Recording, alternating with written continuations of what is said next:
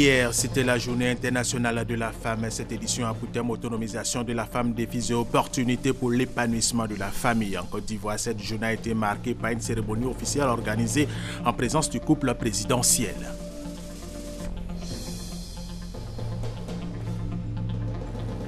Abidjan va accueillir au mois de septembre prochain la deuxième édition de la conférence internationale sur le thon en Afrique. L'annonce a été faite au cours du Salon international de Paris. Nous en parlons dans cette édition avec Hugues Hervé-Blé.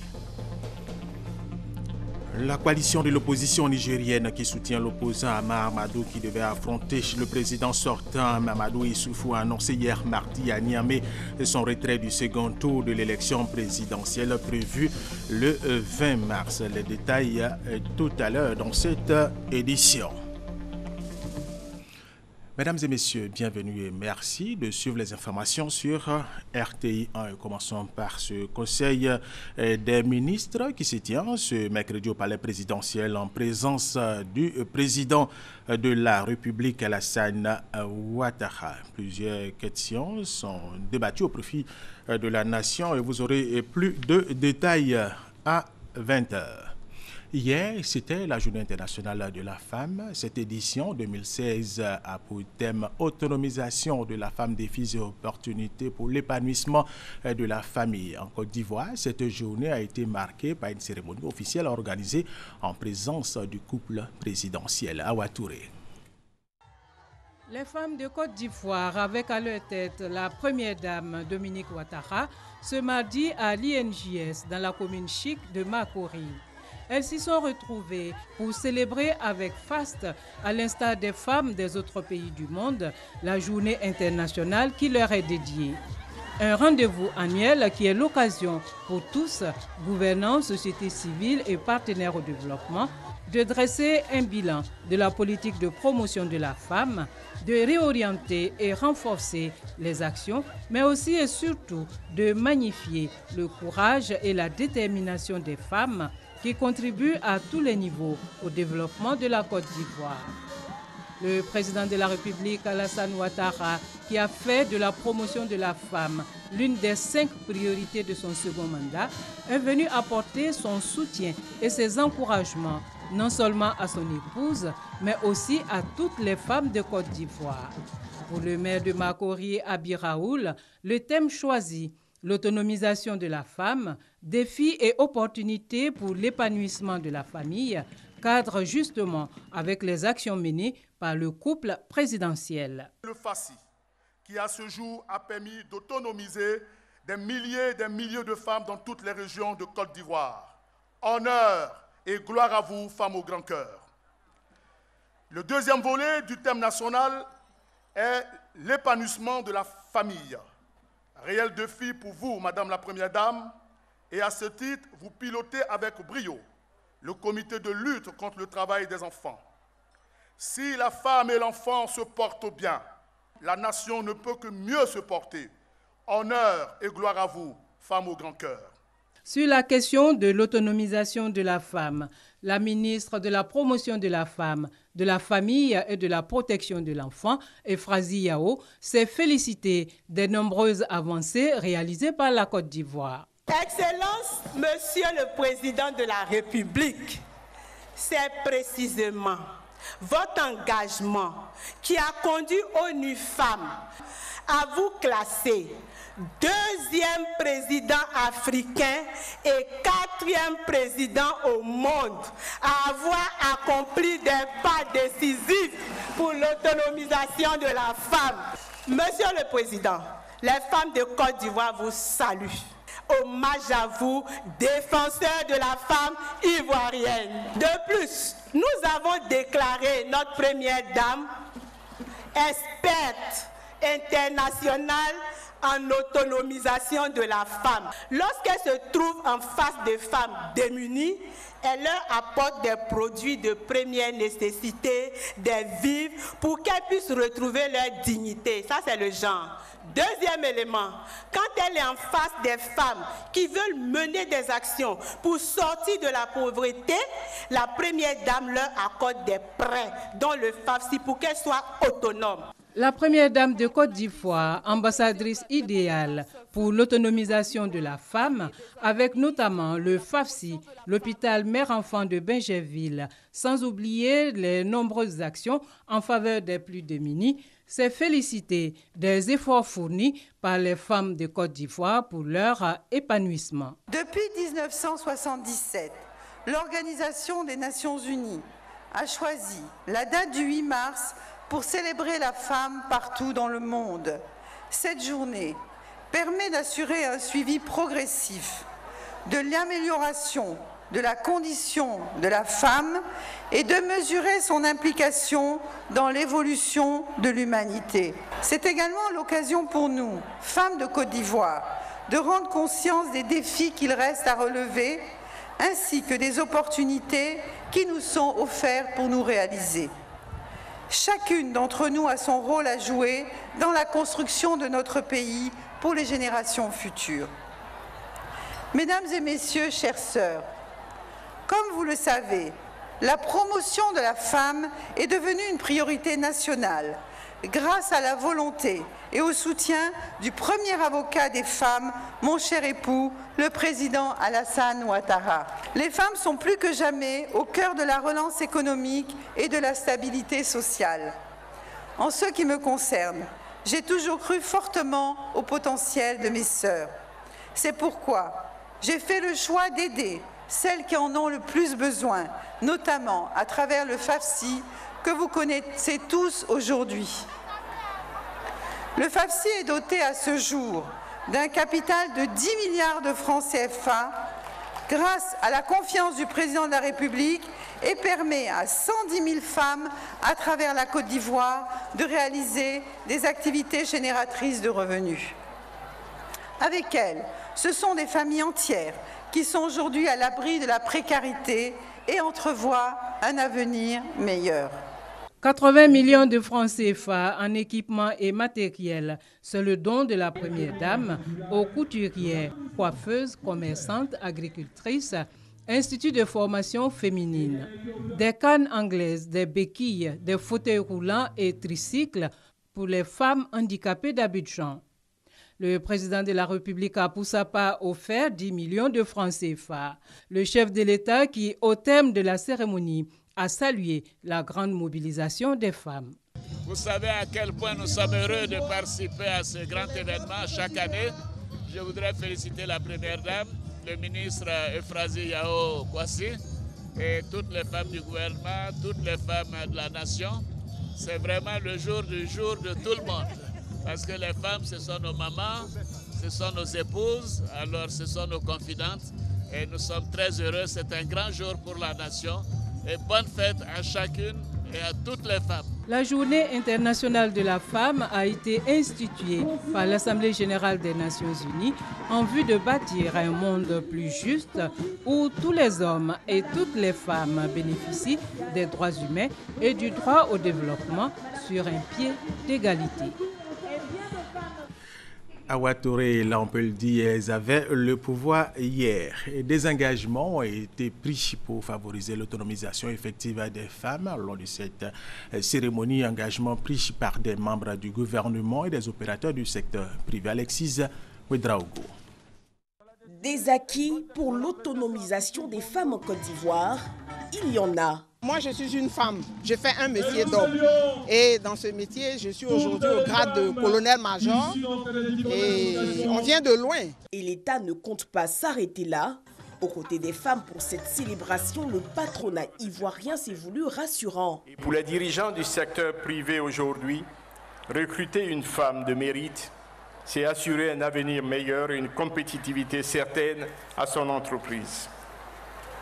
À cet égard, la CEGCI a créé en son sein une commission de développement de l'entrepreneuriat féminin qui œuvre essentiellement à la mise à niveau des femmes entrepreneurs. Le ministre Bruno Koné a exhorté les femmes à s'approprier les TIC qui représentent une chance pour elles de s'impliquer dans l'économie. Le numérique améliore les capacités à s'éduquer. Le numérique permet, partout où l'on est, de travailler, y compris ailleurs dans le monde. Le numérique permet le télétravail, qui permet aujourd'hui à un grand nombre de femmes d'être chez elles et de produire de la richesse. Dans le secteur de l'industrie aussi, leur mérite est reconnu. Jean-Claude Brou s'est engagé à veiller à un appui plus important des femmes du secteur et surtout à leur encadrement. Souvent, on a dit que c'était un secteur qui n'intéressait pas beaucoup les femmes. Je vous le dis, les femmes sont très présentes dans ce secteur et chaque fois qu'elles interviennent, elles réussissent. Ce sont de redoutables entrepreneurs. Quand elles s'engagent dans une activité industrielle ou minière, je peux vous assurer, elles réussissent. Le ministre Adjoumani, lui, s'est voulu pragmatique. Un appui aux femmes du secteur des ressources halieutiques est annoncé pour ces prochains jours. Nous avons compris que plus de 30% de ce que nous produisons va en perte. Et donc c'est pour nous l'occasion de permettre à ces femmes de pouvoir fumer le poisson sans recourir aux morceaux de bois parce qu'il y a des fours améliorés, 10 fours FAO Tiaroy. Ménagère, enseignante, communicatrice, juriste ou entrepreneur, le message est lancé. Femmes, le moment est favorable. La journée internationale de la femme a été aussi célébrée à Tia-Salé, mais dans cette localité, ce sont les femmes centenaires qui étaient à l'ombre. Thérèse Tapeyoboué. Elles sont de la région de Tia-Salé. Leur particularité, elles sont centenaires et sont en bonne santé. Elles ont vu 3 voire 4 générations de leurs descendants.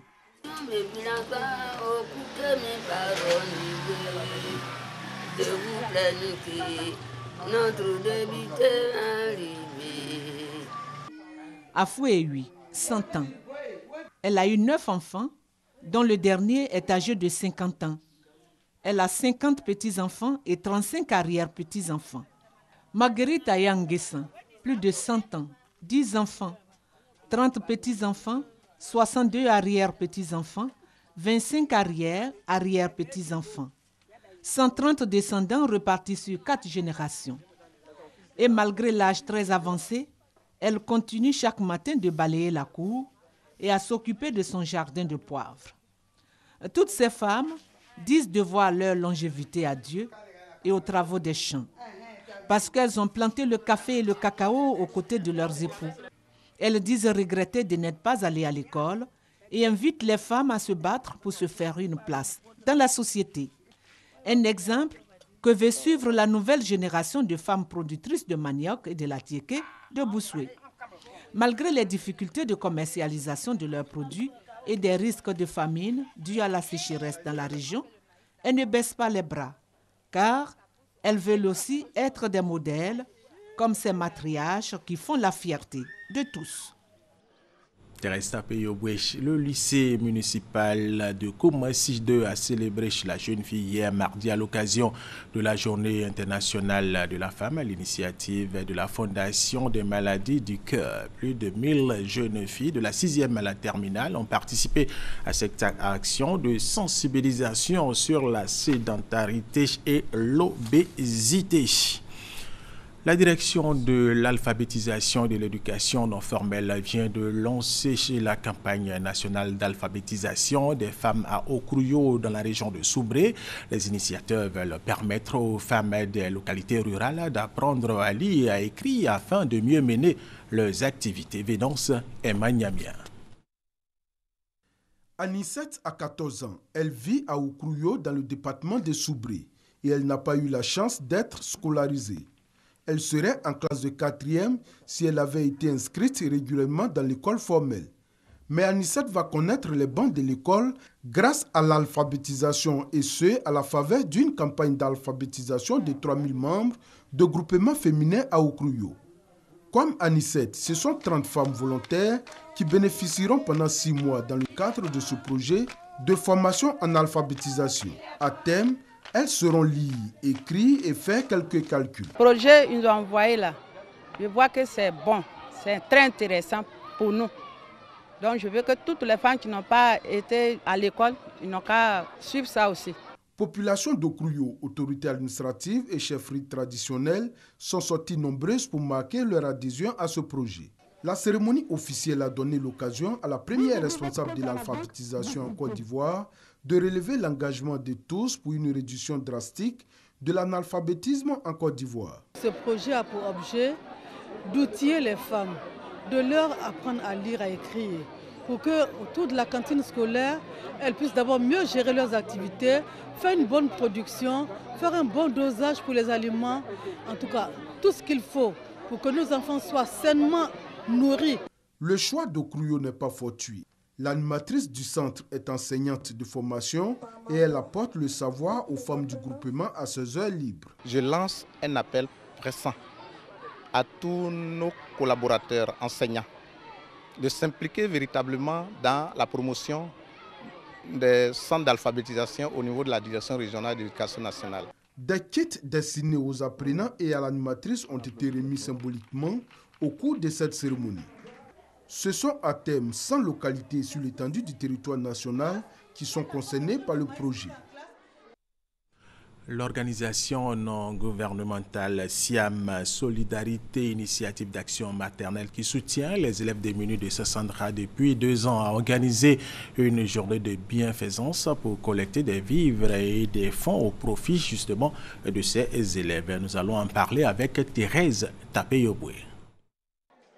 Des milliers d'élèves des lycées et collèges de Sassandra vivent dans des conditions précaires. Ils dorment et étudient dans ces habitations abusivement appelées campus. Cet environnement, naturellement, est propice aux maux qui minent la société, notamment la prostitution, avec son corollaire de maladies et de grossesses en milieu scolaire. Adjoa Vittori Nzi, élève en classe de première dans un établissement privé de Sassandra, reprend ses études après 2 ans d'interruption suite à une grossesse. Quant à Jean-Claude Yaokona, handicapé physique, il est élève en terminale dans un autre lycée privé de Sassandra. Ils sont, comme ces deux, une 60aine d'élèves des lycées et collèges de Sassandra croulant sous le poids des déboires et de la pauvreté. Leur salut, l'ONG Solidarité Initiative d'Action Maternelle. Rachel Ablo, présidente de cette organisation, dit s'être engagée dans cette entreprise humanitaire en vue de mieux organiser la solidarité autour des élèves de Sassandra qui sont pour la plupart livrés à eux-mêmes. Ainsi, Rachel Ablo et ses amis ont élaboré 2 stratégies. On va dans les structures pour trouver des prises en charge dans certaines écoles privées pour nos élèves en difficulté. En plus des prises en charge, on a instauré le système tutorat. Chaque membre a 1 ou 2 enfants pour suivre un peu leur cursus scolaire, les aides financièrement. À ce jour, 60 élèves bénéficient de l'encadrement de l'ONG. Rachel Ablo et ses amis de l'ONG ont organisé récemment une journée de bienfaisance qui a consisté à collecter des vivres et des fonds pour ces nombreux élèves démunis. Elle est tout à fait autre chose à présent et parlons du Massa, le marché des arts du spectacle africain avec pour thème Réinventons les arts de la scène. Notre reporter Vénonce Eman Niamien a bien voulu s'intéresser à l'ambiance nocturne dans les espaces de prestation. Il s'est rendu à Bobo, à Yopougon et à Cocody. Regardez. Là, dans toutes ses dimensions, en attraction dans les différents espaces dédiés au Massa 2016.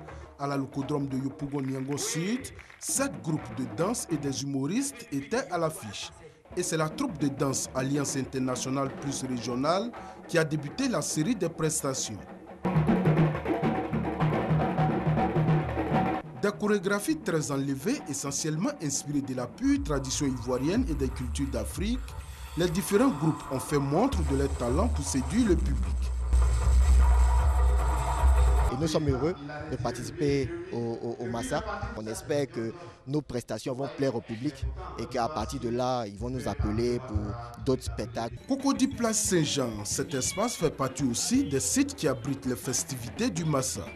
Ici, une vingtaine de groupes sont programmés pour la soirée. À Cocody, nous avons du jazz, nous avons du gospel, donc les grandes chorales d'Afrique, les grands musiciens d'Afrique donc, qui font du jazz, qui sont là. Nous terminons par l'humour et des soirées spécialisées. Parmi les différents groupes qui ont presté, Pamela Badiogo, artiste chanteuse venue du Mali, a attiré des promoteurs de spectacles. Comme le Massa c'est un marché, j'espère qu'il y aura des tourneurs qui seront là, qui vont nous écouter, qui vont apprécier notre musique et qui vont donc nous programmer dans des événements. Elle a une voix, elle a aussi un genre musical assez exceptionnel. Et moi, comme je travaille beaucoup plus dans la mode, c'est ce genre de musique nous avons besoin pour nos événements. Pendant encore 5 jours, les différentes troupes de danse, de théâtre, de chorale et autres vont se succéder dans les différents espaces pour espérer nouer des contacts fructueux avec les promoteurs et acheteurs de spectacles. Le massage, c'est aussi l'ambiance au clair de lune, tout un spectacle que vous propose notre reporter Serge Collia. Et là, nous sommes du côté de la tradition.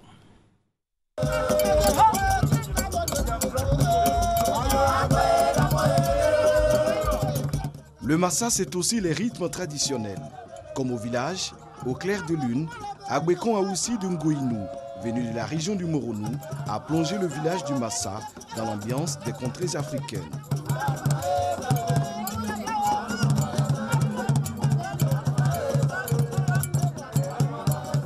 Parce que je viens d'entendre est tout simplement merveilleux et magnifique. Je ne connaissais pas ce groupe de musique et danse traditionnelle. C'est extraordinaire et je pense qu'il n'y a que ici qu'on peut rencontrer tous ces artistes merveilleux qui font la fierté du Massa aujourd'hui.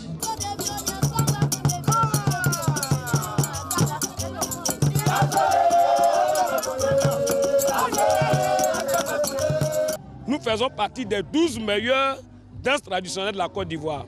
Nous pensons que la danse aoussi exportée hors de notre pays produira beaucoup d'argent pour les paysans parce que la culture peut donner plus d'argent que le café et le cacao, je vous le dis. Plusieurs groupes de musique et de danse patrimoniale du Côte d'Ivoire participent à cette 9e édition du Massa.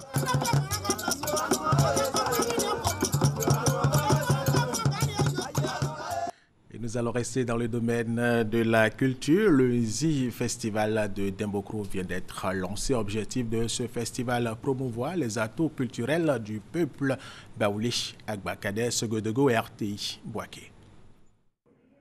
La région du Nzi a désormais son festival, le Nzi Festival. Il se veut le cadre par excellence de l'expression artistique et culturelle du peuple Baoulé Agba, originaire de cette partie du pays. L'organisation du présent festival dénommé Nzi Festival se donne comme une réponse aux besoins, voire à la nécessité de promouvoir ce riche patrimoine dans le cadre du dialogue des cultures. En effet, la culture, à travers ses composantes, joue un rôle capital dans le développement du capital humain. Elle constitue un secteur socio-économique transversal qui détermine le potentiel des possibilités, le style et le contenu de développement économique et socio-culturel. Exposition d'œuvres d'art, musique traditionnelle, art culinaire, tourisme et sport seront les temps forts du Nzi Festival prévu à partir du 5 mai 2016 à Dembokro. Le Nzi Festival bénéficie du soutien des mairies de Dembokro, Bokanda et Kwasi-Kwasikro, ainsi que de l'ARTCI. Le thème de cette première édition est « Contribution de l'art et de la culture du peuple Baoulé Agba à l'émergence 2020 ». Nous vous le disions dans nos titres, Abidjan va accueillir au mois de septembre prochain la 2e édition de la conférence internationale sur le thon en Afrique. L'annonce a été faite au cours du Salon international de Paris. Hugues Hervé Blé. C'est désormais un acquis. La conférence sur le thon en Afrique retrouve les bords de la lagune ébriée. Abidjan, après avoir abrité la toute première édition en 2014, va recevoir la 2e. Tout a été finalisé au Salon international de l'agriculture au cours de la rencontre qu'a eu le ministre des Ressources animales et halieutiques avec des représentants de l'industrie thonière internationale. La conférence sur les thons en Afrique réunit les principaux acteurs et les parties prenantes de l'industrie thonière.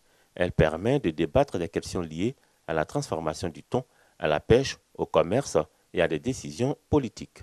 Nous devons gérer ensemble les stocks de thon de l'océan Atlantique et de l'océan Indien. Donc il est très important que régulièrement les opérateurs se rencontrent. Nous nous sommes entendus pour que ce soit entre le 5 et le 8 septembre pour parler des quotas ainsi que tout ce qui peut permettre à nos pays d'assurer une gestion durable des pêches.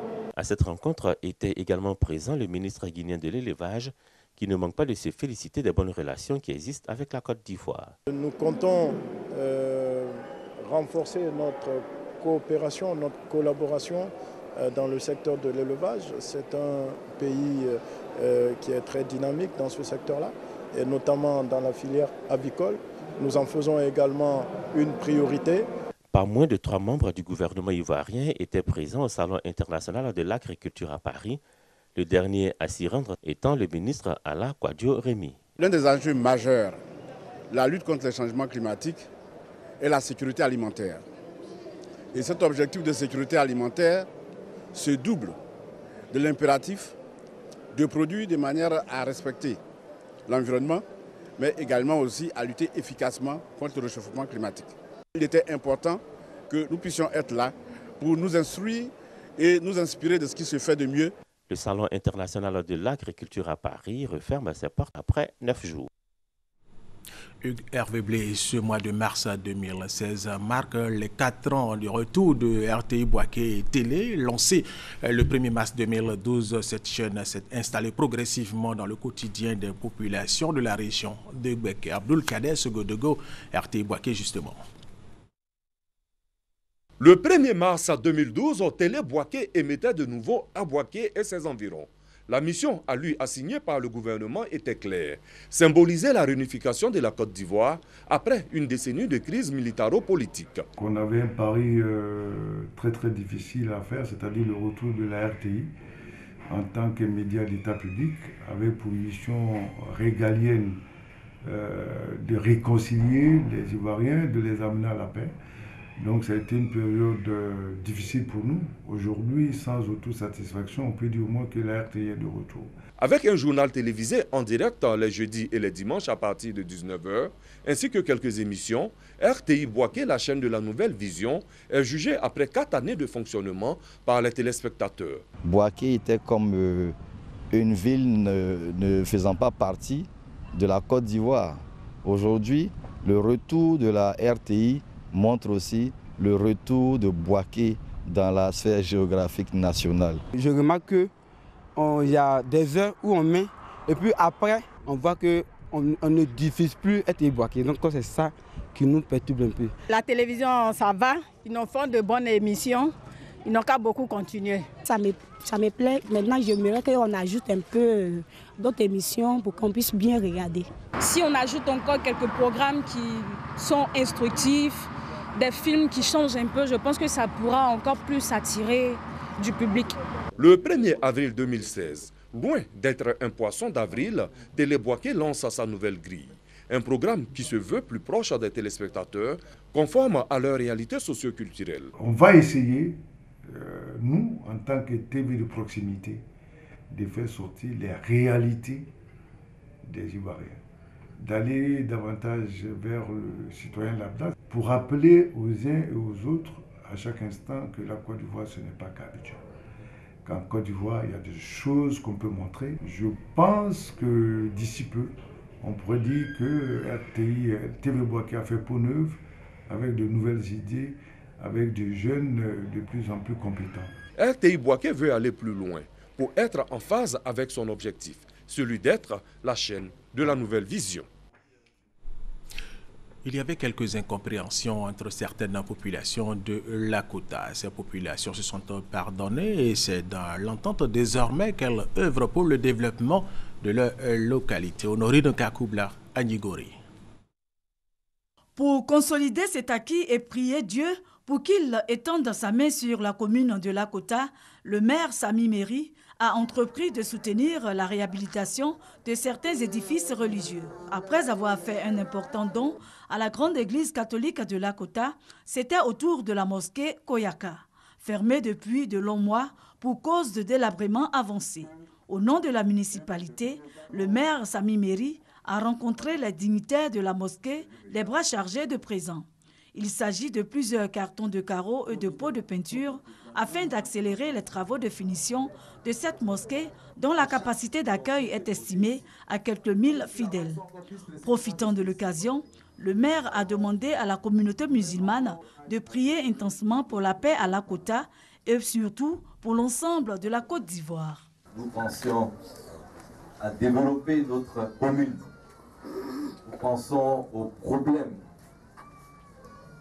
aux difficultés, comment résoudre, comment améliorer le quotidien de notre population ici à Lakota. Vous devez nous accompagner, vous devez nous aider. Il a souligné son attachement au développement économique et social de sa localité. En réponse, l'imam Fofana Mamadou a exprimé la gratitude de sa communauté au maire de Lakota et prononcé des bénédictions. Allez, nous allons terminer avec cette information. La coalition de l'opposition nigérienne qui soutient l'opposant Ama Amadou qui devait affronter le président sortant Mamadou Issoufou a annoncé hier mardi à Niamey son retrait du second tour de l'élection présidentielle prévue le 20 mars prochain. Elle justifie cette décision par l'absence de proclamation officielle des résultats du premier tour et l'emprisonnement du candidat Ama Amadou, le principal rival du président sortant candidat. Et c'est la fin de cette édition. Merci de l'avoir suivi. Restez avec nous sur RTI 1.